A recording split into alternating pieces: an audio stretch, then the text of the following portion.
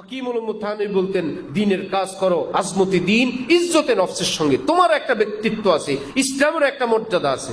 হযরত ওয়ালা করাচি অনেক গায়রত, আত্মমর্যাদাওয়ালা ছিলেন।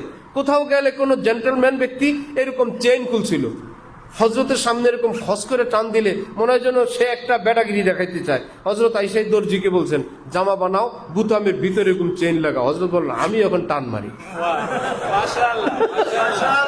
পকেটে দুইটা লাগাইছেন, দুই পাশে খস করে টান দে। হজরত বলেন, এখন জেন্টলম্যান তাকায়, বাবা রে, আমার চেইন একটা, মোল্লা তো তিনটা দেখা যায়।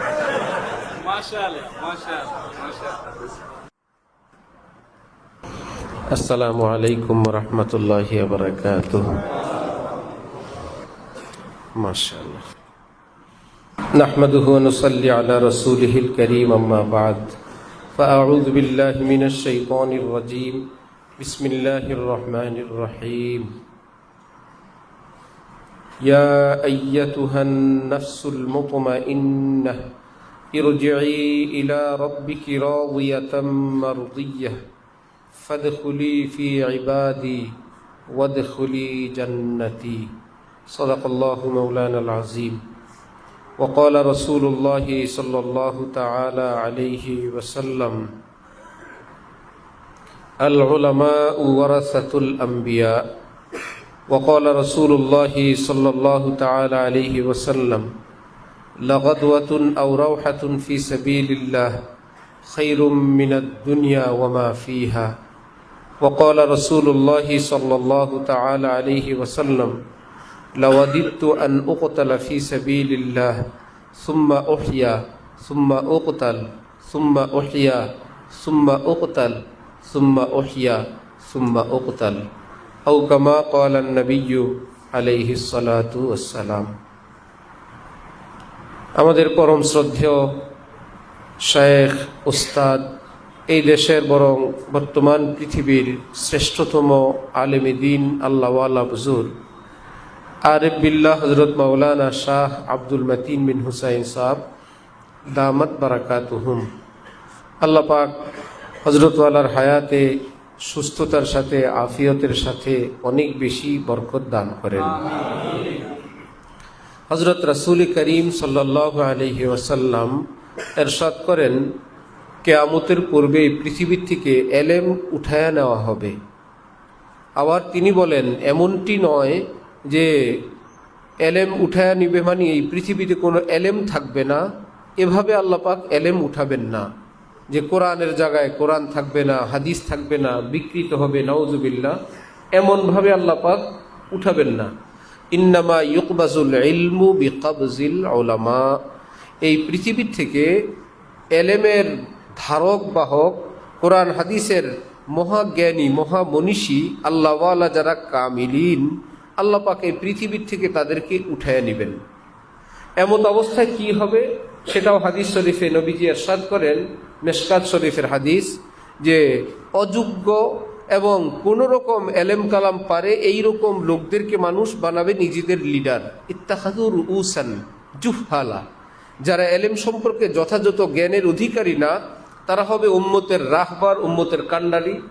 মানুষ ফতোয়া, মাসআলা মাসাইল জিজ্ঞেস করবে আর তারা দেধার সে বলতে থাকবে, আর লোকদেরকে দলে দলে গুমরাহ করতে থাকবে। সেই অবস্থা থেকে আল্লাহ পাক আমাদেরকে, আমাদের দেশবাসী, বিশ্বের উম্মতে মুসলিমাকে হেফাজত ফরমান। এই সংক্ষিপ্ত হাদিসে পাকের অনুবাদ এবং তর্জমা থেকে কথা স্পষ্ট, এই পৃথিবীতে সহি দিন ততদিন থাকবে, হক্কানি আলেম যতদিন থাকবে। পৃথিবীতে সহি দিন ততদিন থাকবে, হক্কানি আলেম যতদিন থাকবে। আর আলেম তৈরির কারখানা হলো মাদ্রাসা। হযরত হাকিমুল উম্মত থানভী রহমতুল্লাহ আলাইহি বলেন, যতদিন মাদ্রাসা থাকবে ততদিন হক্কানি আলেম তৈরির কারখানা থাকাতে হক্কানি আলেম থাকবে। তো মাদ্রাসাগুলো হলো হক্কানি আলেম তৈরির কারখানা। এখন তো স্কলার, এখন অনেক পিএইচডি, অনেক দেশ বিদেশের অনেক বেশি ডিগ্রিধারীদের জন্য মনে হয় যেন তারা মাঠ ময়দান এবং সোশ্যাল মিডিয়ার জগৎ গরম করার কারণে যেন তারা নায়েবে রসুলের মসনদে বসে দেশ এবং জাতির উদ্দেশ্যে মাঝে মাঝে এমন এমন কথা বলেন যেন তিনি এই যুগের ইমাম আবু হানিফার মসনদে আছেন। অথচ তাদের এলমি যোগ্যতার অবস্থা এমন যে বাংলাদেশে যারা আছেন, পৃথিবীতেও বিজ্ঞ আলেম ওলামা যারা আছেন, তাদের সামনে বসে এক পৃষ্ঠা আরবি কিতাব, বুখারী শরীফ কিংবা কোনো তাফসীরের কিতাব কিংবা কোনো ফতোয়ার কিতাব থেকে শুধু নির্ভুলভাবে রিডিংটা পড়ে যাবে, জের জবর লাগায় বিশুদ্ধভাবে পড়ার যোগ্যতা নাই। তারা হয়ে গেছেন এখন উম্মতের কি কান্ডারি। তো আমাদের শায়েখ এক গল্প শোনান, বরিশাল থেকে এক ছেলে আসে হযরতুল্লাহর কাছে, বলে আমি এখানে ফার্স্ট ডিভিশন ফার্স্ট এই ক্লাসে। আচ্ছা, সরকারি মাদ্রাসায় এই ক্লাসে ফার্স্ট ডিভিশন ফার্স্ট, তারপরে একদম কামিল পর্যন্ত পড়াশোনা। হযরত বললেন, কামিল তুমি কোন সাবজেক্টের উপরে? কামিলিনের অনেক পার্ট আছে, তো কামিল তাফসীরের উপরে সে পড়াশোনা করছে। হযরত বললেন, একটা মেধাবী ছেলে আসে মাশাআল্লাহ, খুব ভালো। তো হযরত বললেন যে ভাই, এই তো তাফসীরে রুহুল মানি, ইবনে কাসির, তাফসীরে কবির ইত্যাদি ইত্যাদি তাফসীরের কিতাব বাইজাবি শরীফ বের করো এই খণ্ড। সে এখন বলে, আল্লাহ, আমি তো এগুলো জীবনেও দেখি নেই।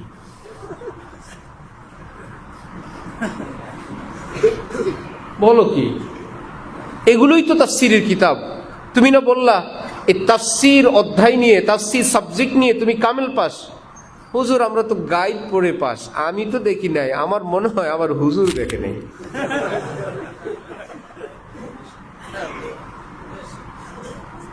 বাবা তার ছেলেকে প্রশ্ন করলো, বাবা হইলেন প্রাইমারি স্কুলের ধর্মীয় শিক্ষক। প্রশ্ন করলেন, ছেলে তুমি কত বড় আলেম হতে চাও? বলল, বাবা আপনার মতো। বাবা হলেন কি প্রাইমারি স্কুলের ধর্মীয় শিক্ষক। আমরা ছোটবেলায় দেখছি, মুরব্বীরা বেশি দেখছেন, অন্যরা একটু টাইট পায়জামা পরতো। যিনি ধর্মীয় শিক্ষক থাকতেন উনি অনেক ঢোলা একটা সাদা পায়জামা এবং একটা পাঞ্জাবি পরতো, উনি আলেম। ঢিলা ঢালা একটা সাদা পায়জামা একটা পাঞ্জাবি পরে যেতেন, যেহেতু উনি ধর্মীয় শিক্ষক। এই জন্য এই শিক্ষক তার ছেলেকে বলল, তুমি কত বড় আলেম হতে চাও, টার্গেট কি? বলল, টার্গেট তুমি। অনেক জোরে এক থাপ্পড় লাগাইছেন। শয়তান, আমি যখন পড়াশোনা করি আমার টার্গেট ছিল হযরত আলী রাদিয়াল্লাহু তাআলা আনহুর মতন আলেম হওয়া। ওই টার্গেটে আমি পড়াশোনা করার পর আমার প্রাপ্তি হলো আমি প্রাইমারির একজন ধর্মীয় শিক্ষক। তোমার টার্গেট আমি, তুমি কি হইবা?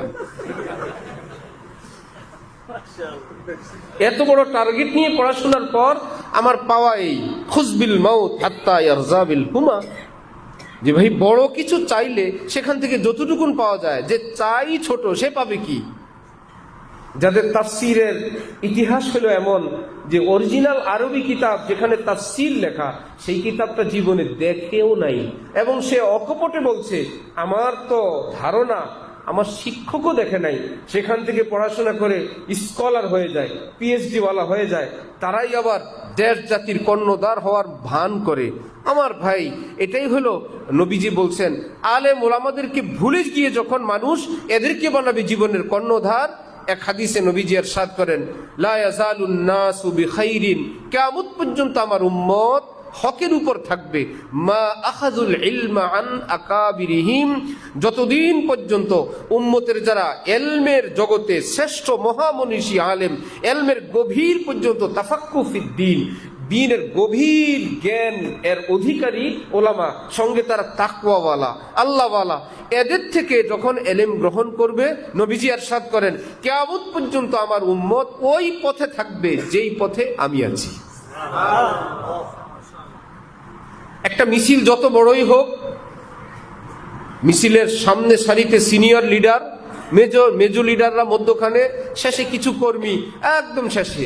ভাই, লাইন যদি ঠিক থাকে মিছিল যেখানে যাবে আমিও সেখানে।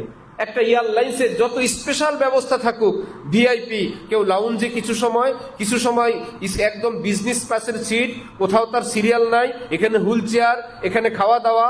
আরেক বেচারা একদম ইকোনমির মধ্যেও আবার কিছু ABCDর মধ্যে কিছু ক্লাস আছে, একদম শেষ ক্লাসের একটা সিট করে বাথরুমের সামনে পড়ছে তার সিট কাছাকাছি, বেচারা বিরক্ত।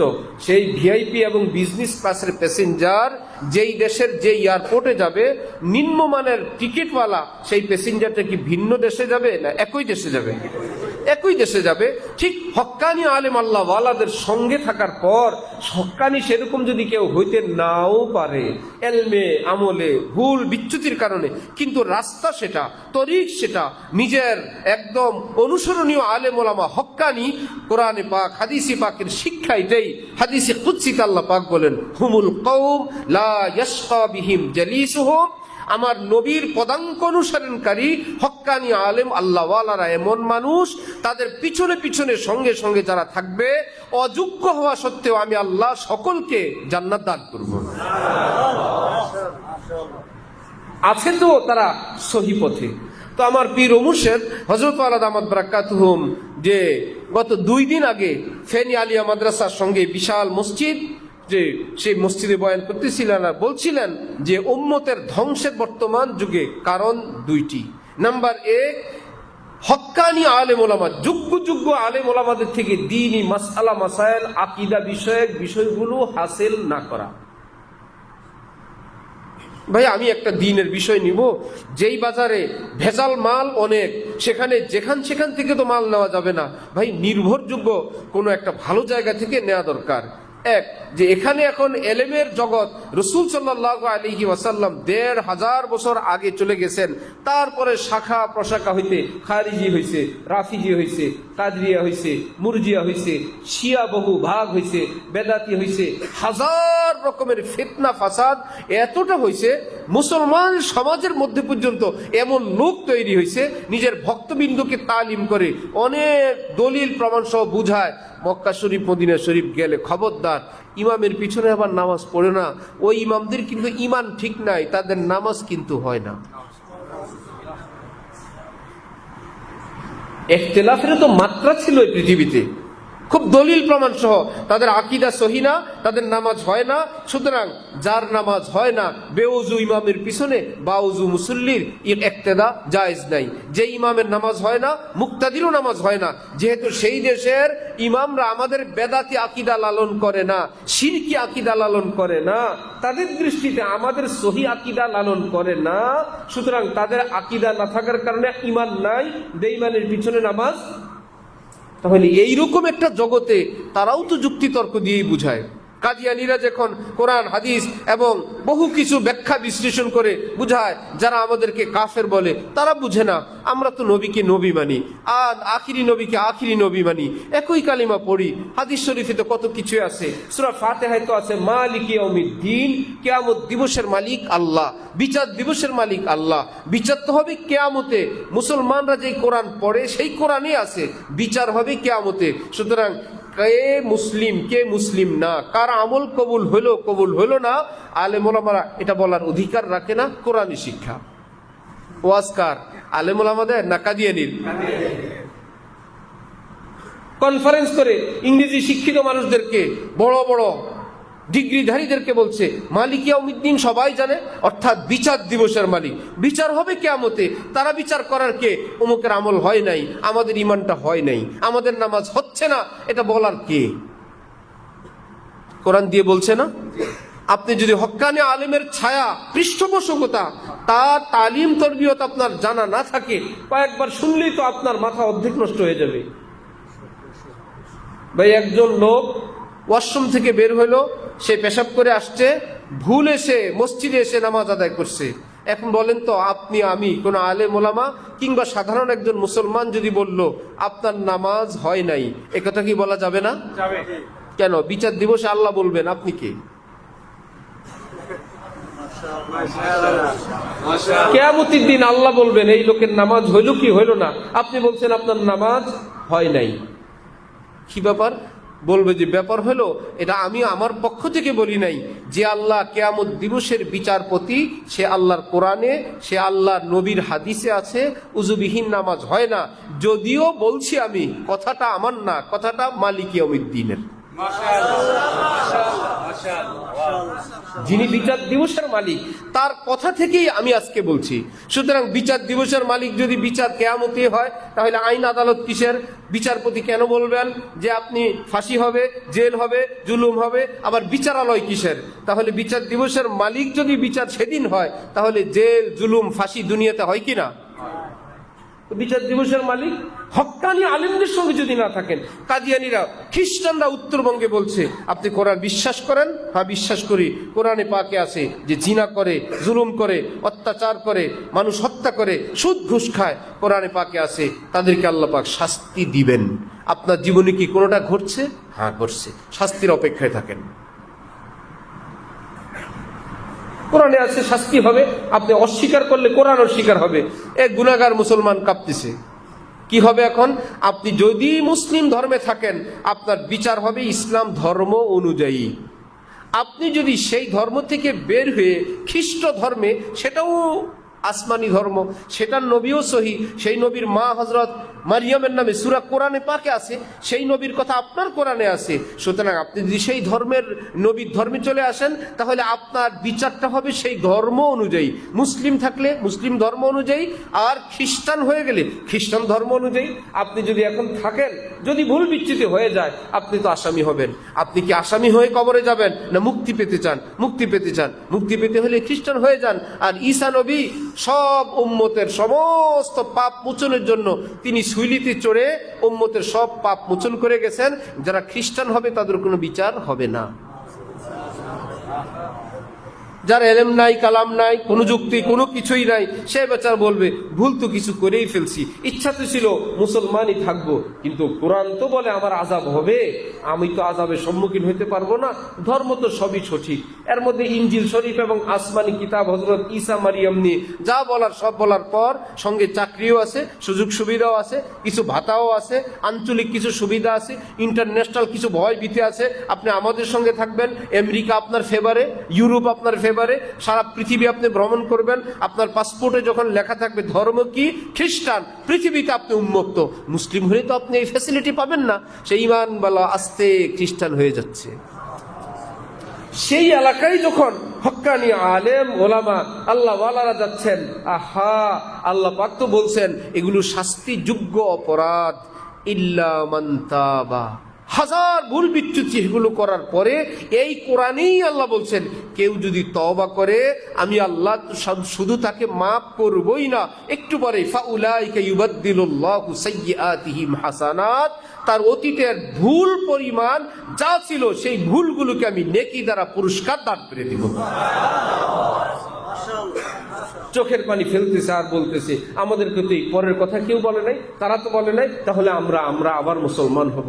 আমরা তো, আমার বাবা মুসলমান ছিলেন, আমি তো মুসলমান হয়ে বাঁচতে চাই।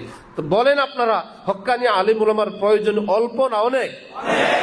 যদি আলেম ওলামা না থাকে, আমরা যদি ওই রজ্জু, ওই রশি কঠিনভাবে শক্তভাবে ধরে না থাকি, বিচ্ছিন্ন হয়ে যায়, স্বাধীন, আমার পরে আমার সন্তানরা আরো স্বাধীন, সর্বোচ্চ সোশ্যাল মিডিয়া, সর্বোচ্চ বাজারের কুড়ানো বই, সেটা কি খ্রিস্টানের বই, না কাদিয়ানির বই, না বেদাতির বই, না খারিজির বই, না শিয়ার বই, সবই তো কোরআন হাদিস। আমার ভাই, আমার শায়েখ হযরত আলা দামাত বারাকাতুহুম বলেন, উম্মতের গোমরাহ হওয়ার, পথভ্রষ্ট হওয়ার একটা মূল কারণ হক্কানি আলেমদের থেকে মাসআলা মাসাইল এবং আকীদা গ্রহণ না করা।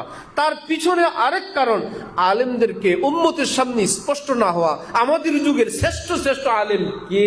রাষ্ট্র তাদেরকে আন্তর্জাতিক ষড়যন্ত্রের অধীনে কোনো না কোনো ভাবে উম্মতের সামনে এই কথা কখনোই ক্লিয়ার করে নাই।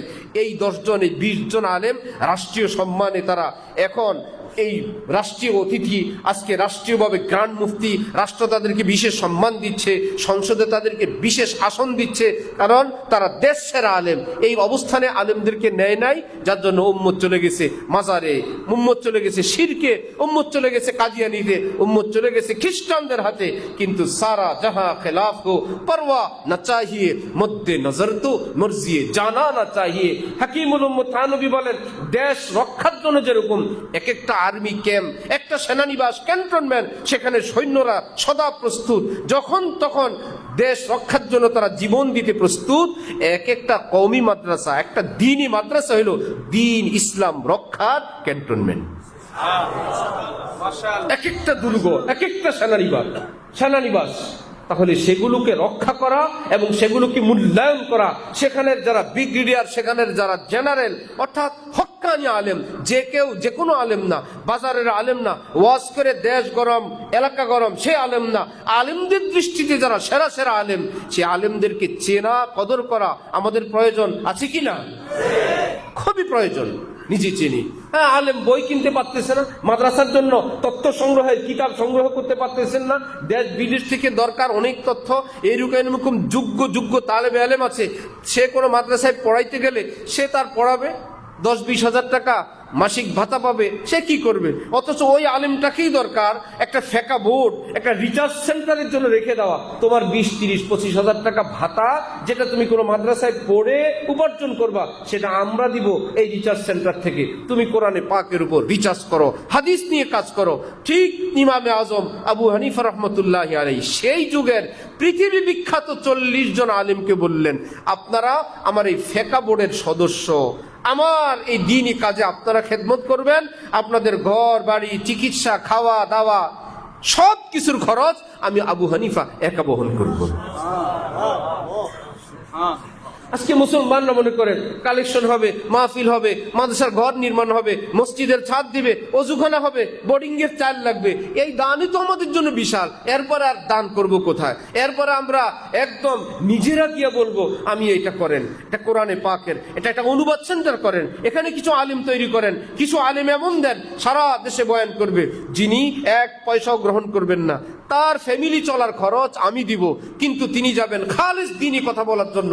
আমার শাইখ জামিয়া হাকিমুল উম্মত যখন করে, তার আগে থেকেই বললেন, আমার ভাইয়েরা, আমাদের শিক্ষকরা ওয়াজে ঘুরবে না, কিন্তু ওয়াজ করার জন্য আমরা একটা টিম রাখবো, যারা সারা দেশ থেকে একটা পয়সাও গ্রহণ করবে না, সব খরচ আমরা দিব, তারা শুধু মুসলমানের কাছে সহি দ্বীন, সহি আকীদা, সহি মাসআলা বয়ান করবে। এরকম জিনিসের প্রয়োজন আছে না? সেটা কবে কোথায় হবে? মুসলমান হাজার উপার্জন, হাজার কামাই, সব নিজের জন্য, সব ছেলের জন্য, ছেলেরটা হয়ে যাওয়ার পর নাতির জন্য, তারপরে কি জন্য সেও জানে না। কুকুর নাকি প্রচুর মুর্দা লাশ খাওয়ার পর পেট যখন ভরে যায় এতটা খায়, আরো খায়, তারপরে আরো খায়। এত বড় একটা গরু আর আমি একটা কুকুর কি খেতে পারি?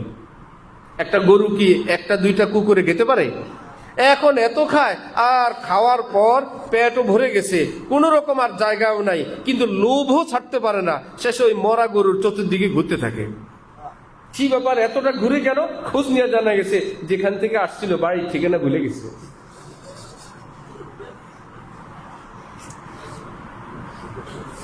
তারপরেও এই ঘুরতে যদি একটু স্পেস হয়, 1 লোকমা খাওয়ার মতো ব্যবস্থা হয়, আবার এর মধ্যে যদি অন্য কোনো কুকুর আসে, সেটাকে আবার মোকাবেলা করার জন্য একদম চৌকান্না এবং সদা প্রস্তুত, অতন্দ্র প্রহরী, যে কোনো ভাবে কাউকে দিবে না। এটা কুকুরের বৈশিষ্ট্য।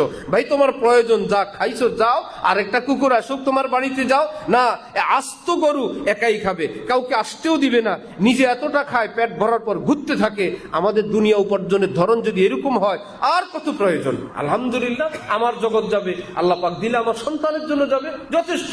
নাতিপুতির জন্যও করে যাওয়া, নাতির পরে খন্তির জন্য করে যাওয়া, চাষাবাদের পর আরো কতগুলো জমি কিনে যাওয়া। কেন কিনে রাখলাম? কোনোদিন যদি কাজে আসে।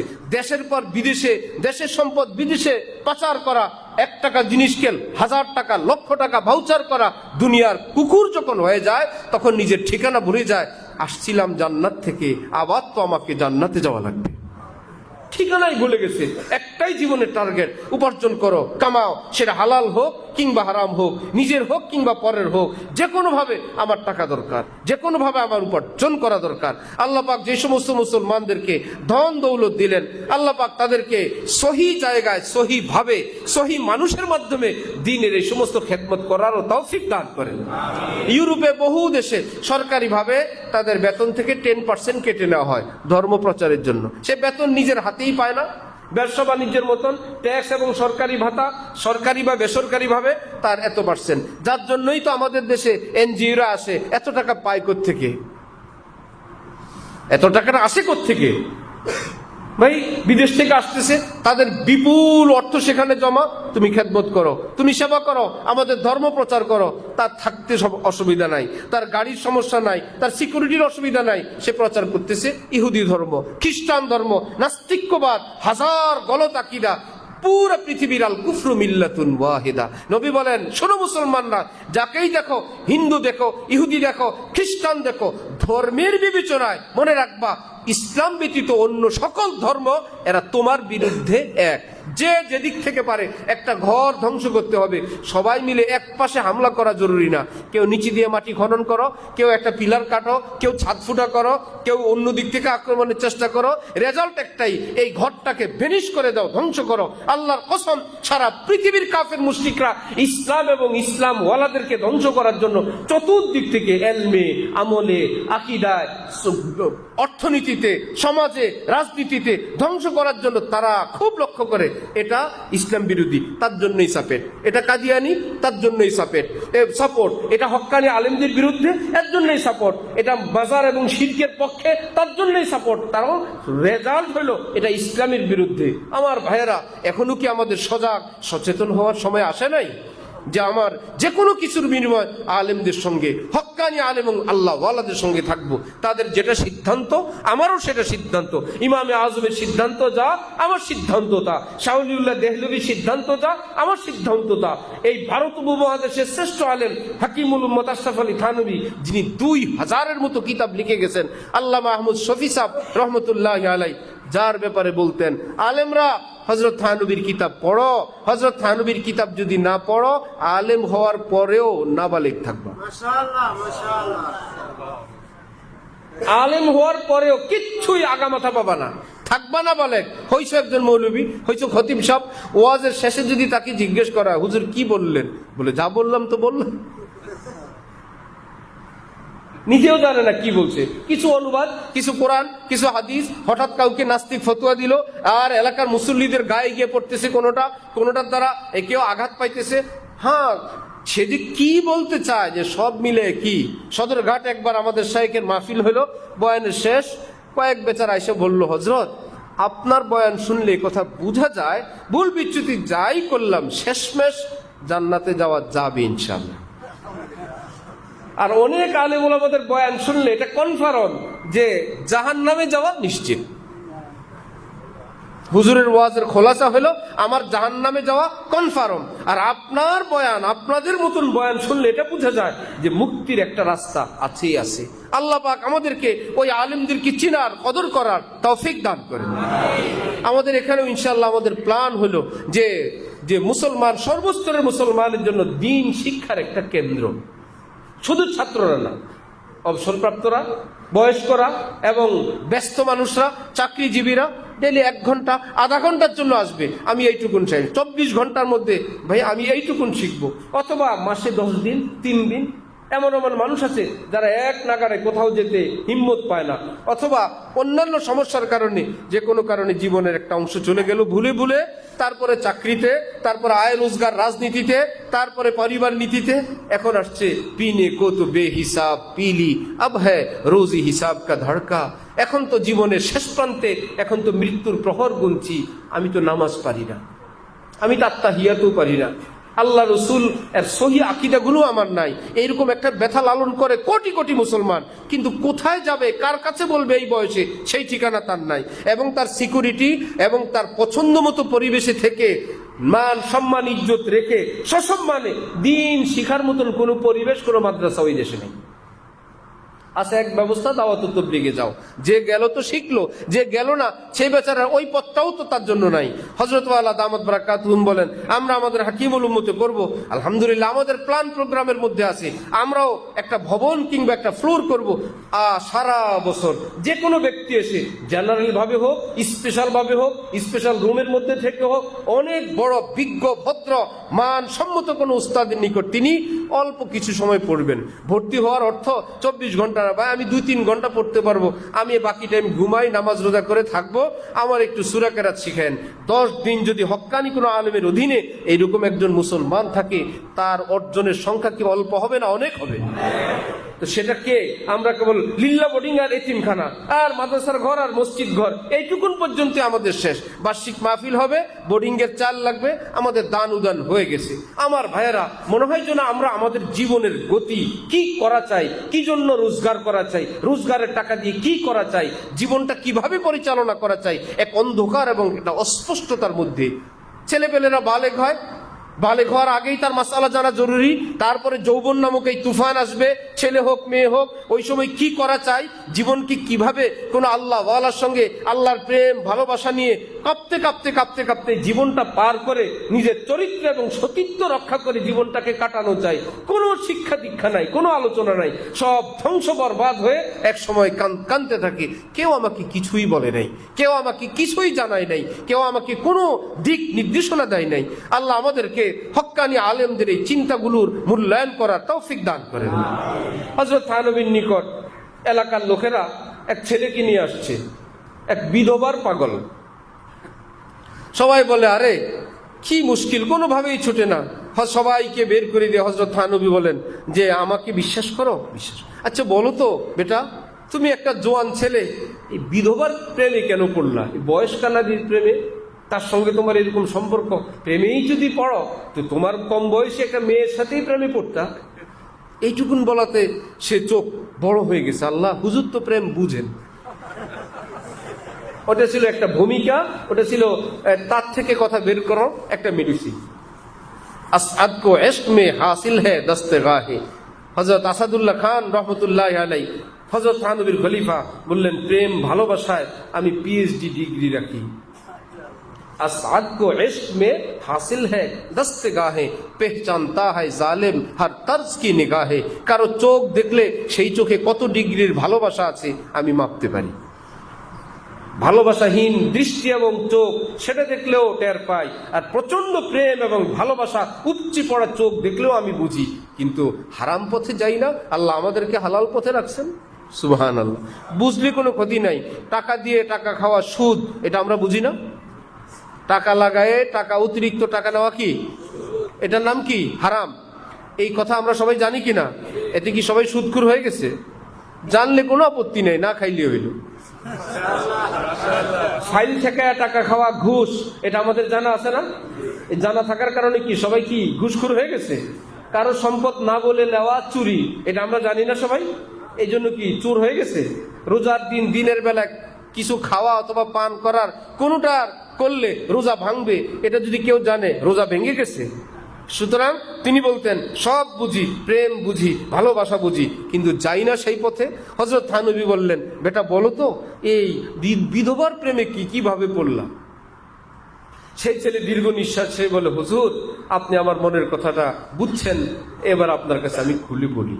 ধীরে ধীরে যে কোনো ভাবে আমি তো প্রেমে পড়েই গেছি, এখন তো আমার মন চায় না তার সাথে থাকি, কিন্তু একদিন আমি শপথ করে ফেলছি, কসম করছি এই সম্পর্ক আমাদের আজীবন থাকবে।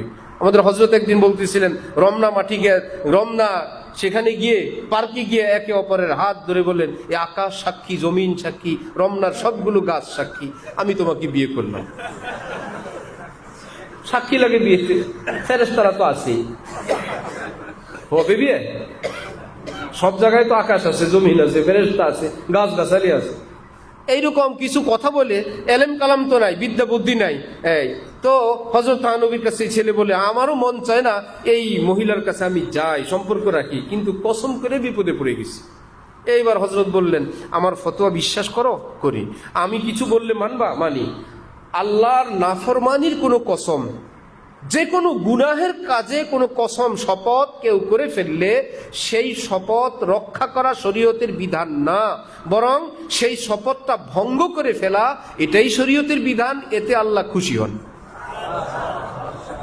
হুজুর আমি তো জানি শপথ ভাঙলে গুনাহ হয়, আমার তো বারবার ভাঙতে মন চাইছে, শুধু গুনার ভয়ে ভাঙি নাই। শপথ ভাঙলে গুনাহ হবে। আবার শুনছি কারো অন্তর ভাঙা কাবা ভাঙ্গার চেয়ে আরো মারাত্মক।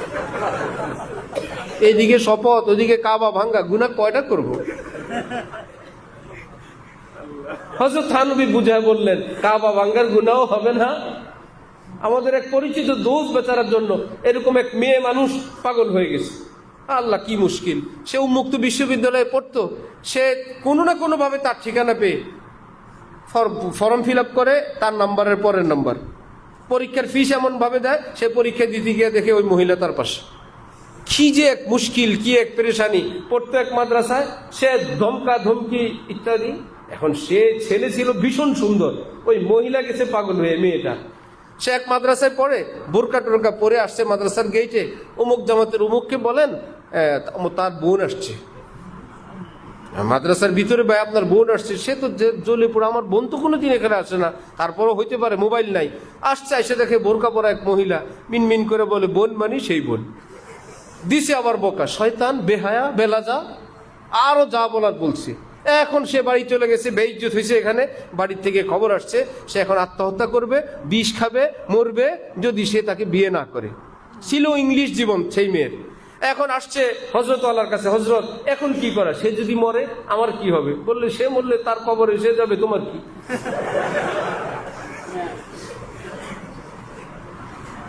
অনেকে এরকম মরার হুমকি দেয়, ভাই তুমি বললে আমার কি, ফাঁসি দেবে, তোমার ইচ্ছা,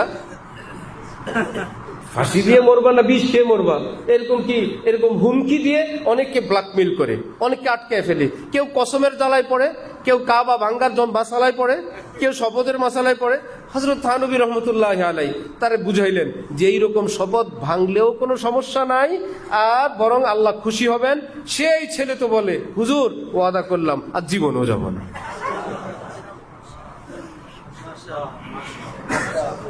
আলেম যদি না থাকে কাবা ভাঙ্গার মশালায় ধরা খাবে না? শপথ ভাঙ্গার মশালায় ধরা খাবে কিনা? আরো কত আকাশ সাক্ষী, গাছ সাক্ষী, ফেরেশতারা সাক্ষী সহ বিয়ে শাদী হয়ে যাবে সেখানে। আমার ভাইয়েরা, আলেম ওলামাদের প্রয়োজনীয়তা আমার মতন নালায়েক কেন, হক্কানি আলিম যদি কিয়ামত পর্যন্ত বয়ান করেন শেষ করতে পারবেন। এত বেশি প্রয়োজন হক্কানি আলিমের, আল্লাহ ওয়ালাদের এত বেশি প্রয়োজন। হযরত থানবীর এক মুরিদ চিঠি লিখছে, হযরত আমার এলাকায় এক মহিলা, তাও বিধবা, সেই মহিলার স্বামী মৃত্যুর পর কোনোদিন আমি তার সঙ্গে দেখাও করি নাই, কথাও বলি নাই, সে তার বাড়িতে, আমি আমার জায়গায়, কিন্তু তার এখন মৃত্যু হয়ে যাওয়ার পর আমার ভীষণ কষ্ট লাগতেছে, তার ইন্তেকালের পর কষ্ট লাগতেছে। কি মুশকিল। হযরত থানবী বলেন, দরবেশ তওবা করো, ওই নারীর প্রতি তোমার অন্তরে হারাম প্রেম ছিল, এই জন্যই তো তার মৃত্যুতে তোমার এত কষ্ট লাগে। নাহলে তো অস্বাভাবিক কষ্ট লাগার কথা না, মনে হয় যেন আছে মাশুকা ধারে কাছে, রেঞ্জের ভিতরে আছে, এইটুকুন একটা লালন তোমার ভিতরে ছিল। না হলে মৃত্যু হয়, তার মৃত্যুতে, অপরিচিত এক নারীর মৃত্যুতে তোমার কষ্ট কেন? আল্লাহ আমাদেরকে দ্বীনের সহি বুঝ দান করেন। হযরত থানবী বলতেন, তোমাদের ইংরেজি পড়ুয়া ছেলেদেরকে আমাদের কাছে আনবা, ওয়াদা করলাম কোনোদিন নামাজ পড়তে বলবো না, দাড়ি রাখতে বলবো না, পায়জামা টাকনোর উপরে উঠাইতেও বলবো না।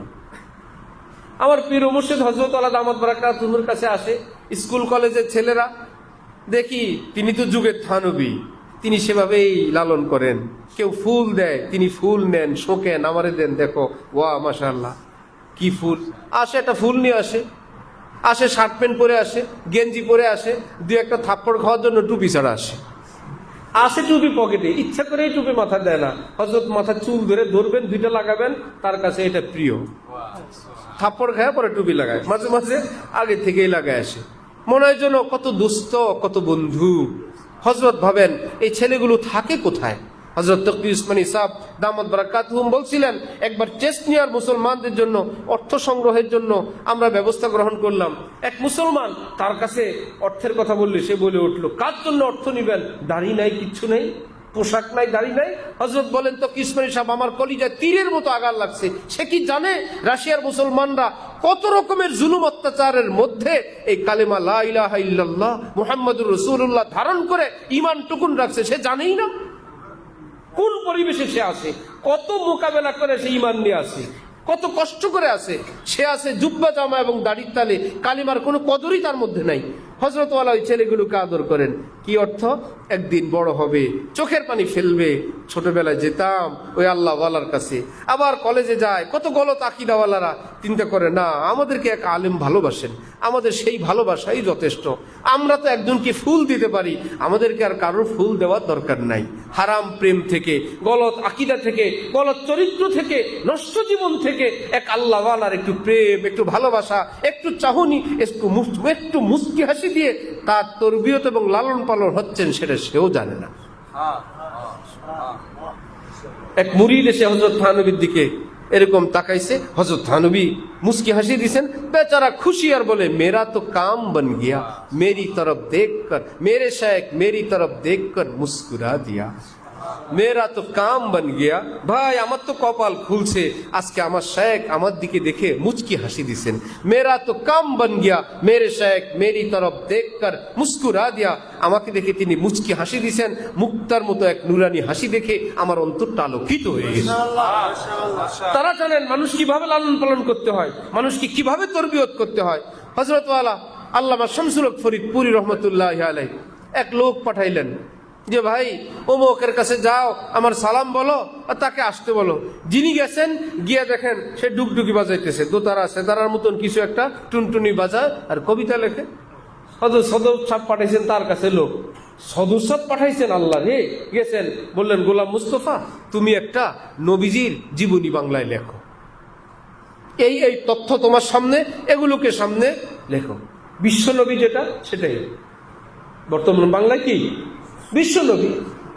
আল্লাহ হযরত শামসুল হক ফরিদপুরি তিনি তো হযরত থানবীর শিষ্য, এক আল্লাহওয়ালার ওইটুকুন নজর, ওইটুকুন দৃষ্টি ভঙ্গি এবং দোয়ার বরকতে সেই বেচারা ওই উসিলা হইল, তোকেও আনবো, তোরে দিয়া কাজও করাইবো এবং তোকেও আল্লাহর দিনের দিকে নিয়ে আসবো। শেষ জীবন কি সুন্নতি দাড়ি, কি নুরানি চেহারা, কি নুরানি জীবন।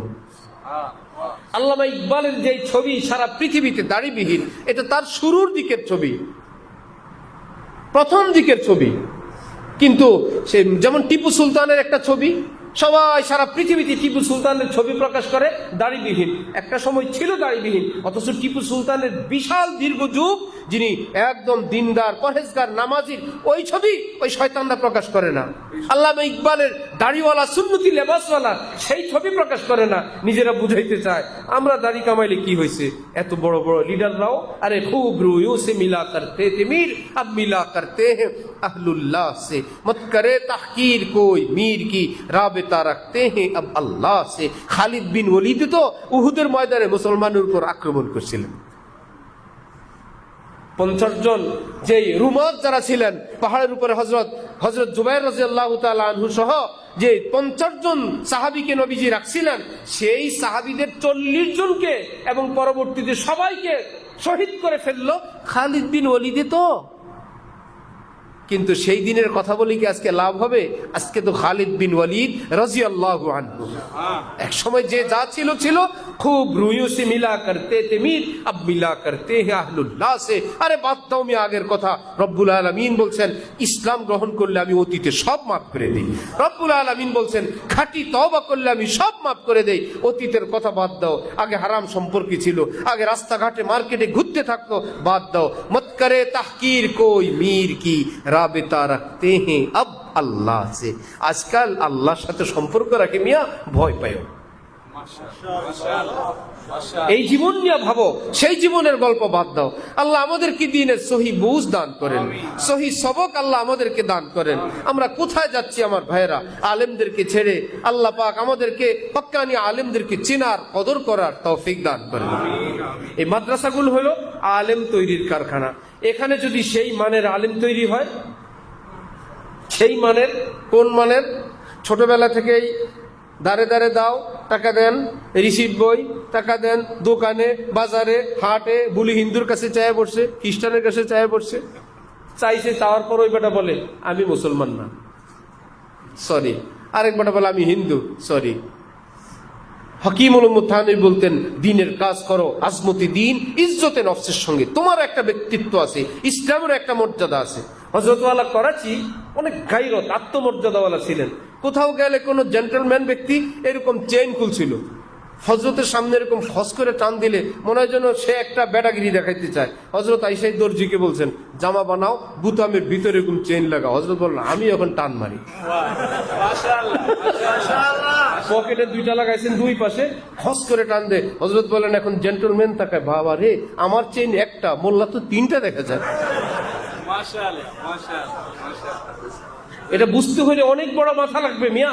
খাজা আজিজুল হাসান মজজুব যখন ডেপুটি কালেক্টর লখনৌ শহরের বড় সরকারি কর্মকর্তা, মুফতি শফি সাহেব সহ দেওবন্দের বড় বড় আলেমরা ওনার কাছে গেলে সরকারি ওই পতাকাবাহী গাড়িতে উঠাইছেন, উঠে লখনৌ শহরে ঘুরতেছেন, কোনো কাজ না কাম না। সবাই বললো হযরত কি ঘুরেন, কি লাভ কি? বললো দুনিয়াওয়ালাদেরকে দেখাই আলেম ওলামা আল্লাহওয়ালারাও দামি দামি গাড়িতে চড়তে পারেন। কত পরিস্থিতি কত জটিল ছিল, কত নিচু দৃষ্টিতে দেখতো, কত নিচু দৃষ্টিতে দেখতো। তো হযরত ওয়ালা করাচি রহমতুল্লাহি আলাইহি এক জায়গায় আঙ্গুর কিনতে গেলে পিছন থেকে এক জেন্টলম্যান এসে বলতেছিল, আচ্ছা মৌলবি ভি আঙ্গুর খাতা হ্যায়, মোল্লারাও আঙ্গুর খায়, পয়সা দিয়ে কিনে। হজরত তো হজরত বললেন আঙ্গুর সির্ফ লিঙ্গুর হি খাতা হ্যায়, আঙ্গুর কি শুধু বান্দরেই খায় আর কেউ খায় না?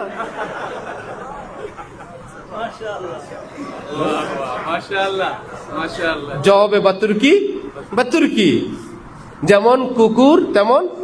সেটা তো সব জায়গায় বলা যায় না, কুকুর পাবে কই মুগুর দেওয়ার জন্য? আল্লাহ, কোন আলেম হোটেলে বসে এরকম খাবার খাইছেন? মুরগির গোশত, তো বেচারা হাড্ডির এ মাথা ওই মাথা একটু কুটকুট করে খায়। কোন জেন্টলম্যান ছেলে পাশে বসে বসে চা বিস্কুট খায়। তো হুজুরের কুটকুট আওয়াজ দেখে হুজুরকে তিরস্কার করার জন্য প্রশ্ন করলো, হুজুর আপনাদের এলাকায় বিড়াল কি খায়? বিড়াল কাটা কোটা হাড্ডি খায়। তো হুজুর এখন হাড্ডি খায়। হুজুর তো ভাবছেন প্রশ্নের মাকসাদ কি। হুজুর তাকায় দেখলেন ওই টেবিলে কি চলে, দেখলেন চা বিস্কুট। বললেন বিড়াল আগে যায় কিছুই খেত, বর্তমানে চা বিস্কুট খায়। শোনো এবার জব, যেমন জব শুনতে চাইছ এখন জব শুনো। তো আত্মমর্যাদা থাকা চাই নিজের এবং দিন ইসলামের। যেমন আত্মমর্যাদাওয়ালা, তেমন ব্যক্তিত্বওয়ালা, তেমন আদর্শ, তেমন আমানতদার, তেমন দেশপ্রেমিক, তেমন সব দিক থেকে যোগ্য কিছু মানুষ যদি দেশে তৈরি হয়, এরা কি শুধু মসজিদ মাদ্রাসারই খেদমত করবে, না জাতির নেতৃত্ব দিবে? তৈরি করার জন্য তো কারখানা চাই, চাই কি না? যে ভাই কিছু লোক হোক যারা জাতির নেতৃত্ব দিবে। সবই তো হলো ব্যাপকভাবেই তো এমন অপরিষ্কার, অপরিচ্ছন্ন, গান্দা, নোংরা, নিচুতা, হাত পাতা। আপনাদের দোয়াও চাই, দয়াও চাই। ভাই দয়ার কি আছে? আমাদের শায়েখ হযরত ওয়ালা দামাত বারাকাতুহুমের মজমা জামিয়া হাকিমুল উম্মত, কোটি কোটি টাকা সেখানে উঠতেছে আসতেছে। এক ছোট্ট মিটিং, ঘরোয়া, বিশিষ্ট এক হাজী সাহেব উনি দাঁড়াইলেন। হযরত বললেন কিছু বলেন। দাঁড়ায় বলছে যে ভাই এত বড় দ্বীনি কাজ হযরত শুরু করলেন, আমাদের সকলের সাহায্যের হাত বাড়ায় দেওয়া চাই। হযরত বললেন সাহায্যের হাত কি বাড়াবে এখানে? মিসকিনের মতো কথা বলেন, বসেন। আল্লাহ দ্বীনের খেদমত করবে, মিসকিনের মতন চান আপনি, কোনোদিন দ্বীনের কথা বলবেন না। সাহায্যের হাত বাড়ায় দেওয়া চাই। ফেনী পরশুদিন মুরিদ হবে। তো এক বেচারা এলান করতেছে, যারা হযরতের কাছে বায়াত হইতে চান মেহেরবানি করে সামনে আসেন। হযরত বলেন মেহেরবানি কিসের আবার? সামনে আসতে বললো, এখানে কার উপর মেহরবানি করবে? সে মুরিদ হবে, তার ফায়দা, এখানে মেহরবানি কিসের? কথাও বলতে জানো না, মৌলবী। মেহরবানি কি আবার? সে বায়াত হবে, তার লাভ। আমি সবক দেব, সে শিখবে। মনে হয় না আমাদের কাছে বায়াত হয়ে আমাদেরকে বড় দয়া করতেছে, বড় অনুগ্রহ আপনার, আপনি দয়া করে মুরিদ হইছেন। একটু এক্সকিউজ মি প্লিজ, তো শিখলে আসেন আপনি। এখন এক্সকিউজ মি আর প্লিজের কি আসে? যা বায়াত হবে আসো ভাই, তোমার গরজ তুমি আসো। সবার গরজ জিসকো পড়ে ওই দাঁড়ায়, बैठा हूं गनी हो के हर शाह हो गादा से তাম ফকির এবং বাদশা থেকে এখানে সব কিছু থেকে অমুখাপিক্য হয়ে মহান আল্লাহর জন্য বসছে। যার গরজ আসো, যার গরজ যাও। এখানে প্লিজ এবং এক্সকিউজ মি আর মেহরবানির কি আছে?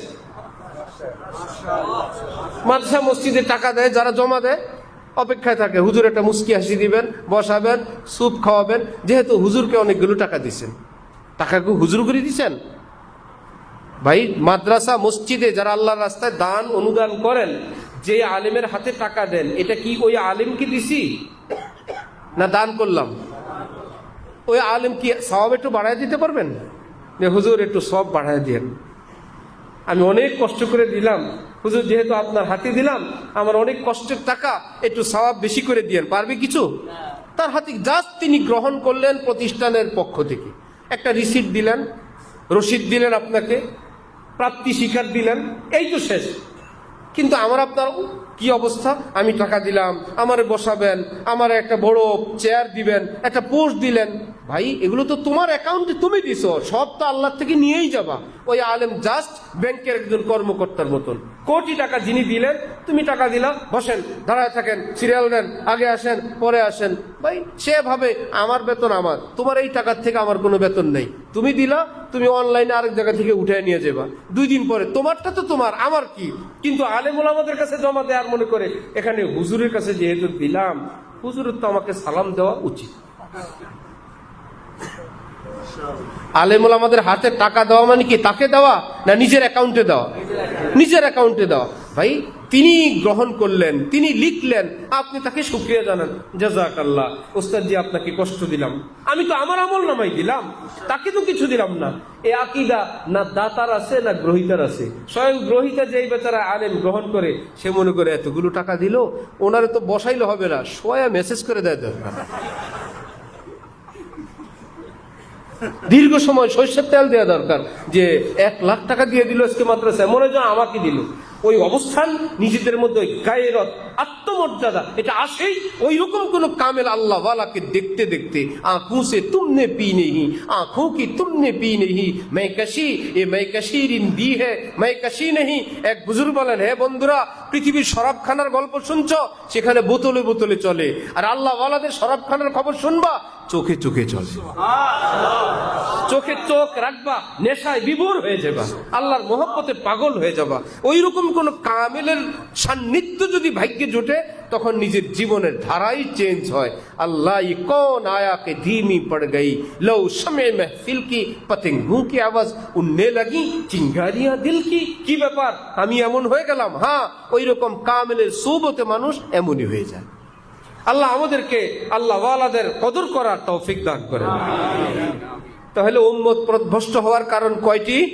2টি। একটা হলো হক্কানি আলেমদেরকে চিনে চিনে তাদের থেকে ফতোয়া ফারায়েজ না নেওয়া, যা তার থেকে, যেই কোনো জায়গা থেকে, নেট থেকে, ইউটিউব এবং ফেসবুক থেকে, বাজারের পুরানো বই পুস্তক থেকে। এটা একটা ধ্বংসের এবং গুমরাহির কারণ। আজ যদি শুনে ডক্টর, আজ যদি শুনে অমুক দেশ তুমুক দেশ থেকে এই পিএইচডি, মনে করে আল্লাহ, বর্তমান যুগের নায়েবে রাসূল তো তিনি। এতে কাজ হবে না। নায়েবে রাসূল হওয়া চাই, স্কলার দিয়ে কোনো কাজ হবে না। কবরে গেলে কাজ হবে না, উনি কে? উনি স্কলার। আর বেটা স্কলার, কোরআন হাদিস এলেম তাকওয়া থাকলে ওকে, না হলে স্কলারগিরি কাজ হবে না। স্কলার তো পৃথিবীতে হাজার, কিন্তু তিনি কে? তিনি ইমাম গাজালি। সুবহানাল্লাহ। হাকিমুল উম্মত হযরত থানভী লিখছেন, বড় পীর আব্দুল কাদের জিলানীর বাবরচির মৃত্যুর পর ফেরেশতারা কবরে এসে বলছে, মান রব্বুক ওয়া মা দীনুক ওয়া মান হাযার রাসূল আল্লাযী বুইসা ফীকুম। সে সুয়াল শুনা উত্তরে বলে, আমি বড় পীর জিলানীর বাবরচি।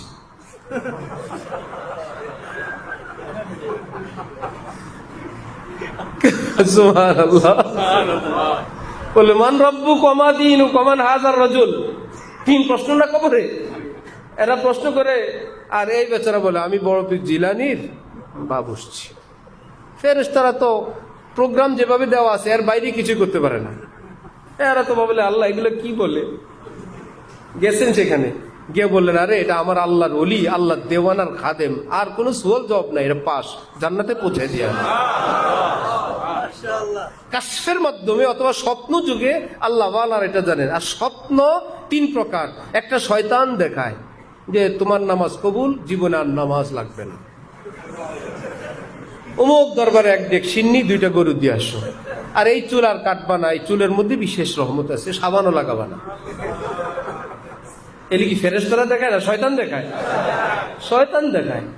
এবার জুব্বাও পরে আসতে পারে, বিশাল পাগড়ি, চকচকা চেহারা, তুমি বলবা এটা জিবরিল, পুরোটাই শয়তান। আরেক প্রকার, সারাদিনের অসুস্থতা, কল্পনা ইত্যাদি ইত্যাদি, যা ধান্দা করে দিনের বেলা সেটাই দেখে, আর ঘুমের সময় কল্পনা করে শুনি তার কথাই নেই। আমাদের এক দোষ বেচারার বিবি জোরে কান্না করে উঠছে রাতের বেলা, খুব বলো কি ব্যাপার, কি স্বপ্নে খারাপ দেখছো? হ্যাঁ খারাপ কিছু দেখছি। কি দেখছো? আমি আরেকটা বিয়ে করছি। হ্যাঁ এইটাই দেখছি।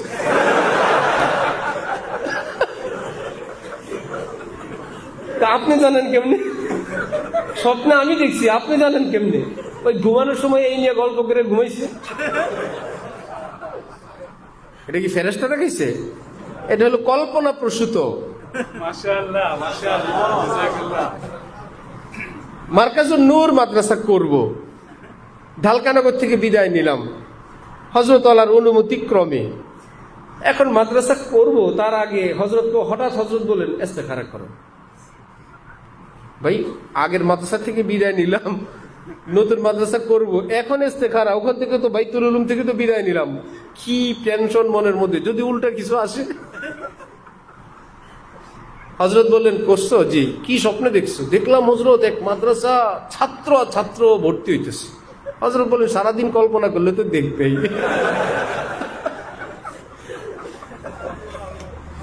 সারাদিন যে যেটা ভাবে কল্পনা দেখে না। মাশাআল্লাহ, মাশাআল্লাহ, জাযাকাল্লাহ। মাশাআল্লাহ। এই সংক্রান্ত এক গল্প শুনাই দিয়ে, এক বেচারা ঘুমের মধ্যে খুব লাথি মারে এইদিকে ওদিকে। তো বিবি বেচারি কবিরাজের কাছে নিয়ে গেছে। কবিরাজ জিজ্ঞেস করছে, কি আপনি এত জোরে মারেন? বললো, আমি স্বপ্নে দেখি ফুটবল খেলি। বড় মুশকিল। তাবিজ দিয়ে দিছে, ঘুমানোর আগে এটা লাগাবেন। বাড়িতে আসছে স্ত্রী, যেহেতু ভুক্তভোগী, লাঠি খাওয়া লাগে তার, সে বলছে তাবিজটা লাগাই নেন। বলতেছে না, আজকে লাগানো যাবে না। কেন? আজকে ফাইনাল বুক খেলা আমাদের। স্বপ্নে আবার ফাইনাল খেলা আছে। এগুলো কি ফেরেশতার না শয়তানের? মাশাআল্লাহ, মাশাআল্লাহ। তো কিছু স্বপ্ন আছে শয়তানের, কিছু স্বপ্ন আছে স্নায়ুবিক দুর্বলতা এবং সারাদিনের কল্পনার রেজাল্ট ঘুমের মধ্যে। ঢালকানগর যখন শিক্ষক তাইসির কিতাব পড়াইতাম, এমন পড়া ছাত্ররা পড়তো ঘুমের মধ্যে। পড়তেছে দিনের পড়া, মানে ওর মাথার মধ্যে যে সকালে নির্ভুল পড়তে হবে, রাত্রে এই পড়া পড়ছে ঘুমের মধ্যে। কিরে ভাই, এত রাত্রে? না, সে ঘুমের মধ্যে আছে। আর কোনো বাচ্চা যদি মায়ের পাগল হয়, মায়ের পাগল। কোনো বাচ্চা মায়ের দুধ খাওয়ার পাগল হলে ঘুমের মধ্যে সে চুষির দুধ খায়, হয় না? চুষতেছে, কি ব্যাপার, কি চষে? মা কোন জায়গায়? সে মনে করে ঘুমের মধ্যেই মায়ের দুধ খায়। এটা হলো সারাদিনের কল্পনা। এটা শয়তানও না, এটা ফেরেশতাও না। আরেকটা আছে আবার, রাসূল সাল্লাল্লাহু আলাইহি ওয়াসাল্লামের উপর 23 বছর যে নবুয়তের যুগ, এর মধ্যে 6 মাস আল্লাহ পাক নবীজিকে শুধু সব ফেরেশতার মাধ্যমে স্বপ্ন দেখেছেন। তো 6 মাস যদি হয় 23 বছরের মধ্যে, তো 23-এর 1 বছর হইল 23 ভাগের 1 ভাগ। সে 1 বছরের 6 মাস হইল কত? 46 ভাগের 1 ভাগ। নবীজি বলেন, উত্তম এবং নেক স্বপ্ন হইল নবুয়তের 46 ভাগের 1 ভাগ। হ্যাঁ, সেই স্বপ্ন কার কাছে কোথায় বলবেন, সেটার ব্যাখ্যা হইল, ভালো স্বপ্ন ভালো কোনো মানুষের কাছে বলেন, এমনি যার তার কাছে স্বপ্ন বলা নিষেধ। যদি মন্দ স্বপ্ন দেখে, 1 নম্বরে কাজ, জাগলে আউযুবিল্লাহি মিন শাররি হাযির রুয়া, এই দোয়া পড়বে, আউযুবিল্লাহি মিনাশ শাইতানির রাজীম, আউযুবিল্লাহ মিন শাররি হাযির রুয়া। এটা 3 বার পড়ে বাম দিকে পড়বে কি, থু থু 3 বার। দোয়া পড়ে থু 3 বার। থুতু ফেলবে না, বউ বাচ্চারা উঠা একদম। তো আগামীকাল থেকে আপনি আলাদা খাটে শুয়েন, কোন দিন কোন স্বপ্নে দেখেন ঠিক নাই। কি থুতু ফেলবে না, থু থু করবে, থু থু। তারপরে পার্শ্ব পরিবর্তন করে তিনি ঘুমিয়ে যাবেন। নবীজি বলেন, যত খারাপ স্বপ্ন দেখুক তার কোনো ক্ষতি হবে না, কোনো ক্ষতি হবে না। হইল। আরেকটা কাজ হলো, এইরকম স্বপ্ন যাত্রার কাছে বলবে না, চুপচাপ, আল্লাহ কাফি, কিচ্ছু হবে না তার। কারণ স্বপ্নের কোনো কোনো রেজাল্ট তার ব্যাখ্যার উপরে নির্ধারিত থাকে। বলছে এমন এক অনভিজ্ঞ লোকের কাছে, আমাকে দেখলাম একটা সাপ দৌড়াইতেছি, বিষাক্ত সাপ। এখন ওই লোক বললো, সাবধান, আপনার ধারে কাছে দুশ্মন আছে। এতদিন যাই ছিল, মানসিকভাবে সে দুর্বল হয়ে পড়ল। দেখলাম এমন একটা কিছু, জানেই না সে সাপ। দেখলাম ভাই, আমি দেখলাম আমার মৃত্যু হয়ে গেছে। বললো, রেডি হয়ে যান। সে কাপড় টাপড় কিনে রেডি হয়ে গেছে। না ভাই, মৃত্যু হয়ে গেছে, মৃত্যুর এক অর্থ ইন্তেকাল। হ্যাঁ, আপনার জীবনে একটা পরিবর্তন আসবে। মৃত্যু হলে মানুষ গুনাহ করে না, মৃত্যু হলে দুনিয়াদারি করতে পারে না। শীঘ্রই আল্লাহ পাক হারাম দুনিয়ার থেকে আপনাকে মুক্তি দান করবেন। যাই হোক, যিনি ব্যাখ্যা পারেন সেই ব্যাখ্যাকারী এরকম কোন আলেম বা ব্যাখ্যাতা তাকে বলবে, না হলে বলবে না। আল্লাহ, কোত্থেকে চলে গেছি ভাই স্বপ্নে? আছে কোন অস্তিত্ব? হ্যাঁ হ্যাঁ, আচ্ছা চলো কোন এক জায়গা দিয়ে লেজ লাগায় শেষ করি। হক্কানি আলিম তো আছে আমাদের আগে, কেমন? যদি আলেম ওলামা না থাকে, ওই যে স্বপ্ন যুগে এখানে সিন্নি দাও, মনে নাই? এখানে এই যাও, চুলের জট কাটবা না, ইত্যাদি ইত্যাদি করবা না, সেখানেও যদি আলেম না থাকে, এই স্বপ্ন দেখেই শেষ। নামাজি মানুষ বেনামাজি হয়ে গেছে স্বপ্ন দেখে, চুল কাটা বন্ধ করে দিয়েছে। কেউ যদি চুল না কাটে, না আশ্রয়, আর যদি কিছুদিন কাপড় ধোয়া সাবান লাগাইতে পারে, এমনি তো জট ধরে, সে বলে এগুলো নাকি কুদরতি ভাবে জট ধরছে। এত বড় জট হয়েছে কি শুরুতে হয়েছে? মাথা কামাও নাই, চুল কাটো নাই, শূন্য ছিল চুল আশ্রাও নাই, সাবান শ্যাম্পু দেও নাই, সারা দেশ দুনিয়ার ধুলাবালি ডাস্ট ময়লা দিয়ে চুলতে এমনি জট ধরবে। জট ধরা কোনো অলি আল্লাহর লক্ষণ? আল্লাহ। দ্বিতীয় কথা, হক্কানি আলিমদের থেকে মাসআলা মাসাইল আকায়েদ না শিখা। দ্বিতীয় কাজ হলো আল্লাহর ওলিদের থেকে দূরে থাকা। জুমলা আলম জি সবব গুমরাহ শুদ, কম কাসে জবদালে হক আগাহ শুদ। হক্কানি আলেম পাশাপাশি হক্কানি আল্লাহওয়ালা, আল্লাহর দেওয়ানা, আল্লাহর প্রেমের আগুনে জলাভুনা কোনো দিলওয়ালা, কোনো ব্যথিত দিলওয়ালা মানুষ, তার চোখে আল্লাহর নেশা, অন্তরে আল্লাহর প্রেম। এইরকম কোনো মানুষের সঙ্গে যদি হাজার পাপিষ্ঠ যায়, হাজার দুনিয়ার পাগলও যায়, কিছুদিন যোগাযোগ যাতায়াত করলেই সে দেখবে, আল্লাহ হে, আমার অন্তর থেকে তো দুনিয়ার প্রেম ভালোবাসার পরিবর্তে আল্লাহর প্রেম ভালোবাসাই এখন সবকিছুর ঊর্ধ্বে, সেখানেই কামিয়াবি আমার কামিয়াবি। চেষ্টা করবো ইনশাআল্লাহ। আল্লাহ আল্লাহ পাক আমাদেরকে তৌফিক দান করেন। ছোট্ট ছোট্ট কয়েকটা কথা, সেটা হলো আমার ভাই, এই দেশে দিন, ইসলাম, সিলসিলা, মাযহাব, ফেরকা, দরবার অনেক। আমাদের এই মাসিক জলসা মূলত আমার পীর ও মুর্শিদ হযরত আলা শেখ আল্লামা শাহ আব্দুল মতিন বিন হুসাইন সাহেব দামাত বারাকাতুহুমের খানকা তালিম তরবিয়তের প্রচার প্রসারের একটা উপশাখার মতন ছোট্ট একটা কেন্দ্র। এখান থেকে হযরত আলার, যিনি এই যুগের এত বিশ্বসেরা আলেম, যিনি নায়েবে রাসূল কামেল, যিনি যুগের হাকিমুল উম্মত থানবী, হযরত আলার কিছু শিক্ষা দীক্ষা আমি কবিতাটা যখন শুনাই তখন ইচ্ছা ছিল বর্তমানে এবং আগে যারা দিনদার, আলেম, পরহেজগার, নামাজি, সুপ্ত কিছু কথা তাদের মধ্যে ছিল। সেটা হলো দেশ প্রেম এবং দেশের ভালোবাসা। এটা নিয়ে চর্চা রাজনীতিবিদরা করতেন, অন্যান্যরা করতেন, স্কুল কলেজ ওলারা করতেন, এটা নিয়ে আলেম ওলামা দিনদাররা করতেন না। আছে তো মনের ভিতরে, আলেমদের থেকে দেশপ্রেমিক আর বড় কেউ নেই। কিন্তু একটা পর্যায়ে আসছে আলোচনা এবং এগুলোর চর্চা না থাকার কারণে আমাদের ছাত্র শিষ্য এবং আমাদের সঙ্গে সম্পর্ক রাখে যারা, এরা মনে করে ভাই দেশ নিয়ে ভাবনা, এগুলো আমাদের কাজ না। দেশের জায়গায় দেশ, আমি সুফি সাহেব, বুজুর্গ সাহেব, আমাকে তাহাজ্জুদের ওয়াজ করবেন। এবং যারা দুনিয়ার রাজনীতিওয়ালা তারাও মোটামুটি এই ডিউটি দিয়ে দিছে, দেশ নিয়ে যা করার আমরা করব, বিক্রি করি, রাখি, ভাড়া দেই, চুরি করি, এতে আপনার কি? আপনি তাহাজ্জুদ সম্পর্কে বয়ান করেন, এশরাকের কি ফজিলত এবং কোনটায় জীবনের সব গুনাহ মাফ হয়ে যাবে, এবং সুন্নতের উপর আলোচনা করেন। বেশি বেশি যদি আপনি বাড়াবাড়ি করতে চান, তাবলীগ করেন, নিরাপদ আইটেম। এই যে আমরা দেশ নিয়ে ভাবনা এবং দেশের জন্য কমপক্ষে একটু দোয়া করা অথবা দেশকে ভালোবাসা।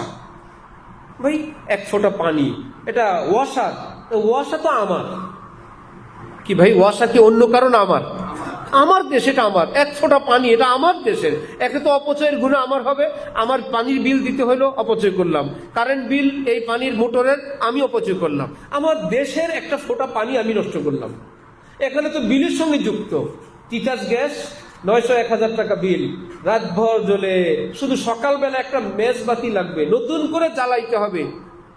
এর থেকে দূরে থাকার জন্য 24 ঘন্টা আল্লাহ 30 দিন শিখা চিরন্তরের মতন জ্বলতেই থাকে। প্রথমত সুন্নতের খেলাফ। সুন্নত হলো ঘুমানোর সময় এরকম জ্বলন্ত ওপেন কোন আগুন ঘরে না রাখা।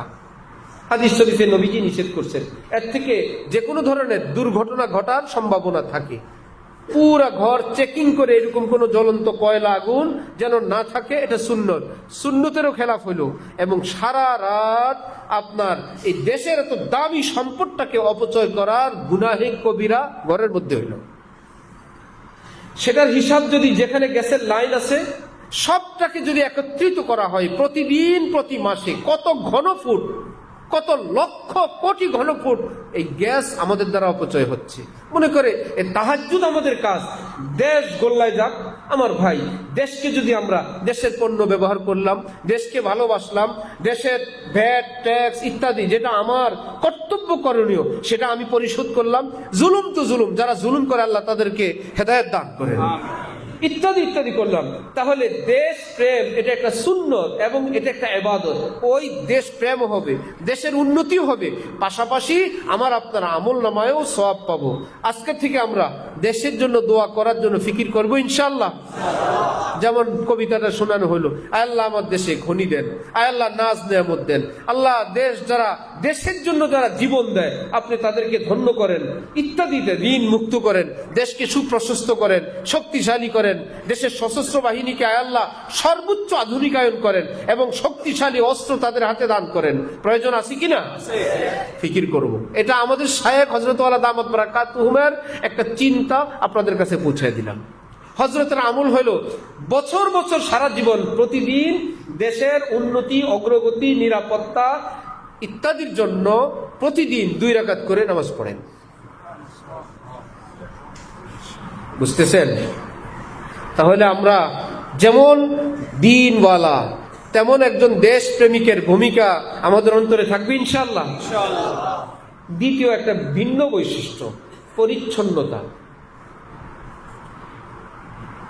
আমাদের শায়েখ এটা দ্বীনের বিষয়, কিন্তু হযরত ওয়ালা দামাত বারাকাতুহুমের বিশেষ বৈশিষ্ট্য, হযরত ওয়ালা করাচি রহমতুল্লাহি আলাইহির ও বিশেষ বৈশিষ্ট্য পরিষ্কার পরিচ্ছন্নতা। এটা সুন্নত, এটা মস্ত বড় ইমানের একটা অঙ্গ। ঘর, থালা বাটি, ঘরের সব কিছু, ঘরের আশপাশ, বিছানার চাদর, বালিশের কভার, ঘরের ইত্যাদি ইত্যাদি সামানগুলো যে আমাদের সিলসিলা, আমাদের শায়েখের সিলসিলার সঙ্গে যুক্ত, আমরা এগুলোর প্রতি অনেক বেশি গুরুত্ব দিব ইনশাআল্লাহ।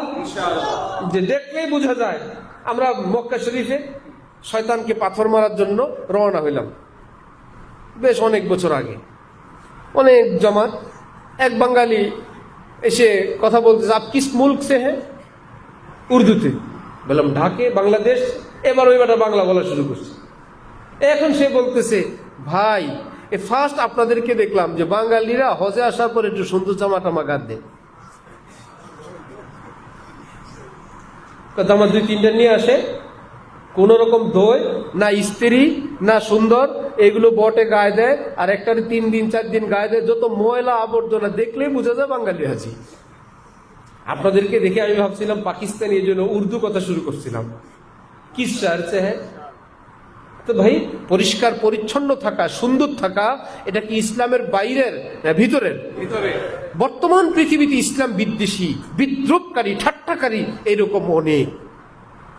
আপনি যদি ইসলামের শান মানকে সমুন্নত করার জন্য পরিষ্কার পরিচ্ছন্ন পোশাক পরেন, হোক আপনার গুড়ের ঘর সাজানো গুছানো পরিপাটি সব, হোক আপনার ভাঙ্গাচুরা হান্ডি পাতিল, কিন্তু সেগুলো ধোয়া মোছা এবং সাজানো গুছানো। এই দুনিয়ার আধুনিক কোনো ঘরের মা বোন ঘরে আসলে বলবে, আল্লাহ দিনদারদের ঘর কত সুন্দর, আল্লাহ নামাজীদের ঘর এত সুন্দর। এটা একটা দাওয়াত, সবও পাবেন, দাওয়াতের কাজও হবে। যেখানেই যাবেন ইসলামের শান আপনার দ্বারা সমুন্নত হবে। চেষ্টা করবো ইনশাআল্লাহ। দ্বিতীয় আমল। তৃতীয় আমল আমাদের সিলসিলার যে ঘরের মানুষদের সঙ্গে সদাচার, বিশেষ করে নিজের স্ত্রীর সঙ্গে সৎ ব্যবহার করা এবং তাকে ভালোবাসা এবং তাকে যতটুকু সম্ভব যে শরীয়তের সীমারেখার মধ্যে হাসি খুশি ফুর্তিতে এবং যতটুকু সম্ভব তাকে ক্ষমার দৃষ্টিতে দেখা, বড় মন রাখা ইত্যাদি ইত্যাদি। হযরত ওয়ালা আমাদের শায়েখ দামাত বারাকাতুহুম একবার আমাকে বলছিলেন, যেখানেই বয়ান করবা, ওয়াজ করবা, এই সমাজের এই বেধির কথা অবশ্যই বলবা ব্যাপকভাবে। কেউ তো দ্বিতীয় তৃতীয় বিবাহের খুব ওয়াজ করে, সেটা তো শরীয়তের হুকুম না। দ্বিতীয় তৃতীয় বিবাহ করা কি শরীয়তের হুকুম না জায়েজ? একটা হলো আল্লাহ আদেশ করছেন, আমি না করি কেমনে? আমাদের এক আত্মীয় স্বামী স্ত্রী 2জন মিলে গল্প করে, স্ত্রী তাকে স্বামী বলতেছে, আচ্ছা স্ত্রী এখন বললে আপনি বলবেন মহিলার কথা আপনি জানেন কেমন? আমার বোন। প্রশ্ন থাকে না সবার, কোন মহিলা জানি? আমার ছোট বোন। তারা স্বামী স্ত্রী দুইজন আলাপ করে, স্বামী বলছে দেখো আমি যদি মারা যাই তুমি কিন্তু বিয়েটে বসো না, আমার এই বাচ্চাগুলোর দিকে তাকায় দেখো। তো সে আবার বলতেছে আমি যদি মরি। ভগ্নিপতি বলতেছে আমিও বিয়ে করার ইচ্ছা নাই, কিন্তু গেরামিরা যদি জোর করে।